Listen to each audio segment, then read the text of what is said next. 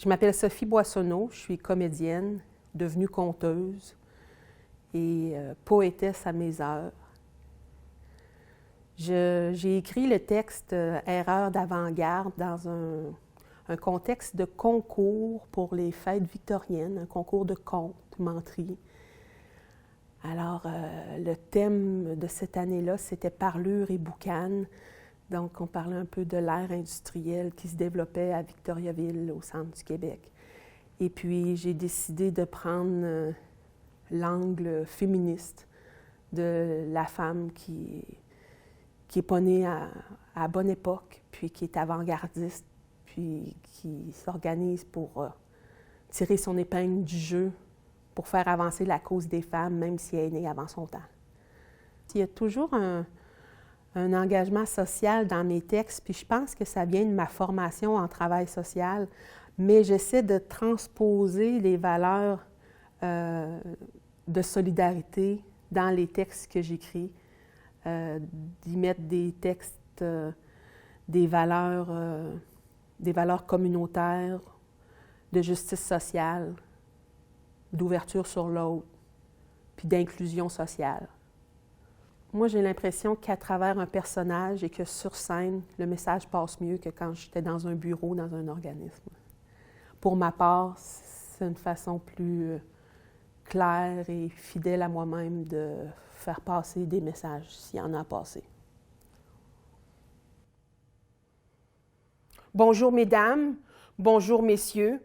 On m'a invité pour venir vous livrer un témoignage, pour vous parler de ce que j'ai vécu, moi, dans Shop à bébé il y a plusieurs années.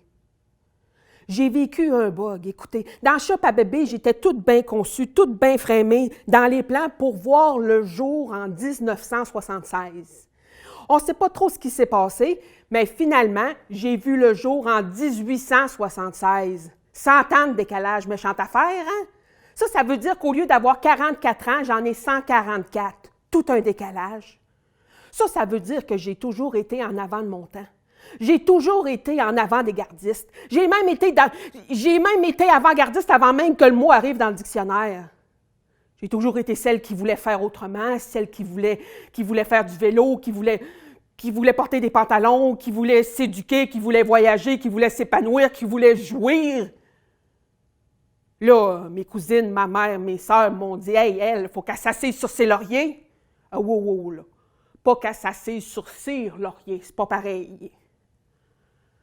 Tout ça pour dire que j'ai essayé de savoir si c'était à cause du bon Dieu ou du diable qu'une erreur comme ça était arrivée dans Shop à bébé.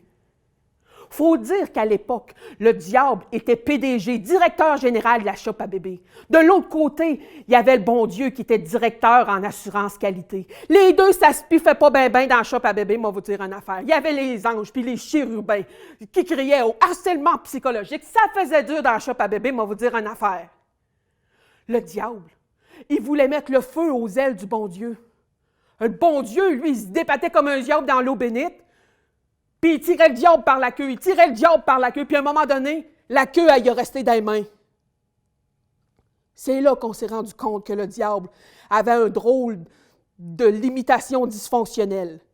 Il y avait le syndrome des testicules inversés. Ça veut dire que ce qui était supposé être dans la tête, c'était dans les couilles, puis ce qui était supposé être dans les couilles, c'était dans la tête. Moi, vous dire que ça y faisait tout un syndrome de méchant couillard. Méchant couillon, mauvaise décision, mauvais gestionnaire. Puis il est allé circoncire dans l'assurance qualité. En faisant la circoncision dans l'assurance qualité, il y a eu des bugs sur la chaîne de montage. Perception spatio-temporelle, mauvais dosage, mauvais craquage. Au moment où la shop a perdu sa qualification ISO, ma mère a perdu ses os. Et c'est dans ce branle-bas manufacturier que je suis venue au monde. Née d'un père travailleur acharné, née d'une mère avec un PhD en fertilité et une maîtrise en tâches ménagères. 20 ans plus tard, en 1896, il y a de l'ébullition à Victoriaville, il y a une shop de meubles qui s'est ouverte. Moi, j'aimerais ça travailler là, il y a plein de monde qui travaille là, mais la shop, elle ne veut pas de moi. Pas parce que je n'ai pas le cœur à l'ouvrage, parce que du cœur, j'en ai toujours eu. C'est l'ouvrage qui ne voulait pas de moi. Pas parce que j'avais pas du cœur au ventre, parce que du cœur puis du ventre, j'en ai toujours eu. Mais j'avais pas l'amoncellement de chair comme ceux de mes frères en dessous du ventre. J'avais pas la quenouille qui pendouille. Alors, femme, cherche emploi, bredouille, tu reviendras, vadrouille, tu passeras. Non, mais j'ai-tu prié, moi, pour n'avoir une quenouille qui pendouille, vous pensez? Vient l'âge de se fiancer. En fait, le clergé, la société, la parenté ont mis de la pression pour me présenter un gars beau, correct, intelligent, correct, tout correct, mais ça ne me branchait pas bien, mais c'était correct. Et puis, un coffre, on m'a offert avec plein d'affaires de ménagère. Oh, un trousseau. Oh, là, les femmes, ça s'extasiait devant le trousseau, devant les torchons en coton. Comment vous voulez que je m'extasie devant des torchons en coton? J'ai jamais aimé faire le ménage. Une dot, qui disait. Une dot. Moi, je voyais plutôt une grotte de crotte, dans laquelle j'allais être enfermée, puis qu'on allait faire passer un concasseur sur le diamant brut, que moi, je me sentais me faire passer en gornotte puis en poussière de roche. Moi, c'est avocate que je voulais être promue. Bien, c'est femme à la maison que je suis devenue. Un bébé attend pas l'autre, un autre puis un autre. Avec les 3 derniers qui étaient arrivés bien collés, le loyer est devenu trop petit. Tous les jours, lèvres roses et mains gercées. Toutes les nuits, lèvres roses et reins percés.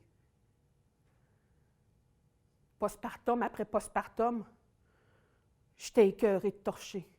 Cuisiner, torcher, cuisiner, torcher. J'étais écœurée, je me suis mis à invoquer tous les saints, puis tous les dieux, puis les déesses de toutes les religions, ceux-là qui voulaient bien m'entendre. Mon mari s'est mis à s'inquiéter pour mon moral. Il m'a offert une radio. Une radio. Puis un beau jour, pendant que j'étais en train de repasser, j'ai entendu pas une femme, une artiste qui a fait une différence dans ma vie. Elle chantait « Ça va venir, découragez-vous pas. Moi, j'ai toujours le cœur gai, puis je continue à surlutter. » C'était la Bolduc qui chantait. Mais cette femme-là, elle parlait des affaires de la maison, des affaires des femmes. Elle faisait sa part pour pouvoir changer la société. Puis moi, j'étais à la maison comme ménagère, puis je me suis demandé, qu'est-ce que je peux faire, moi? Hein? Qu'est-ce que je peux faire? Alors là, j'ai eu une idée. J'ai développé un concept. En cachette, je suis devenue une femme d'affaires. J'ai demandé à mon mari s'il pouvait changer du chiffre de jour au chiffre de nuit à la manufacture de meubles. Il m'a demandé pourquoi, chérie. J'ai dit, chérie, j'ai une idée. Il faut que j'apprenne l'ébénisterie. Il a accepté. Alors, il m'a amené la nuit travailler avec lui. Dans ce temps-là, il n'y avait pas de système de surveillance, là. Ah, il y avait une coupe de chiens, mais j'amenais quelques saucissons, puis il était bien dadon.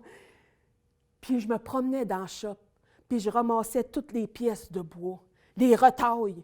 Je ramassais ça pour pouvoir construire, polir et sabler, puis assembler tout ça, puis faire des beaux coffres pour les futures femmes mariées. J'allais faire des beaux coffres comme ça, tout récupérés. Je suis comme l'inspiration du berceau de développement durable de Victoriaville.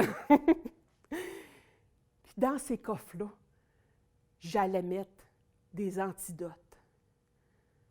J'allais mettre des affaires pour que les femmes puissent s'épanouir, pour que les femmes puissent s'éduquer, puissent voyager, pour que les femmes puissent voter à un bon moment donné. Dans le coffre, j'allais faire un double fond. Dans le double fond, j'allais mettre des textes des femmes comme Thérèse Casgrain, Idola Saint-Jean, Marie Gérin Lajoie Lacoste, pour faire voter les femmes à un moment donné. Dans le double fond aussi, j'allais mettre d'autres choses. J'allais mettre des livres comme Chroniques pour pucelles, pour que les femmes puissent prendre un pied à un moment donné. J'allais aussi transformer les linges à vaisselle en plans pour les lave-vaisselle. J'allais aussi mettre la recette pour la pilule anticonceptionnelle pour que les femmes puissent décider combien d'enfants elles veulent. J'allais mettre aussi un autre livre, l'Almanach, l'édition spéciale Kama Sutra, avec le cahier d'exercice puis le cahier à colorier. J'allais aussi faire graver les textes de la Bolduc en dessous des chaudrons. Pour que les femmes gardent espoir, se mobilisent, se lèvent ensemble, restent forts dans l'adversité. J'allais aussi mettre une lettre avec des mots d'amour de soi S-O-I, de soi S-O-I-E. Dans la lettre, j'allais écrire « Ma fille, mon ami, oui, tu te maries, mais n'oublie jamais ta valeur. Ta valeur est grande. Tu es capable de tout. Réalises-tu, réalises tout, réalise-toi. Ton mari, tes enfants sont une partie de ta vie, mais la femme en toi, juste toi, la sauvera et l'amènera où tu voudras. Voici ta dot, un coffre rempli d'amour, de douceur. Tu es liberté, même mariée, à rien ni personne t'est obligé. Ô femme, coffre-fort, ô femme, coffre au trésor, découvre et explore. Je t'offre ce trousseau, je t'offre cette clé. Une clé pour ouvrir la porte de ton corps, de ton âme, de ton cœur, pour choisir la vie que tu veux, celle que tu désires. Et c'est signé l'erreur d'avant-garde.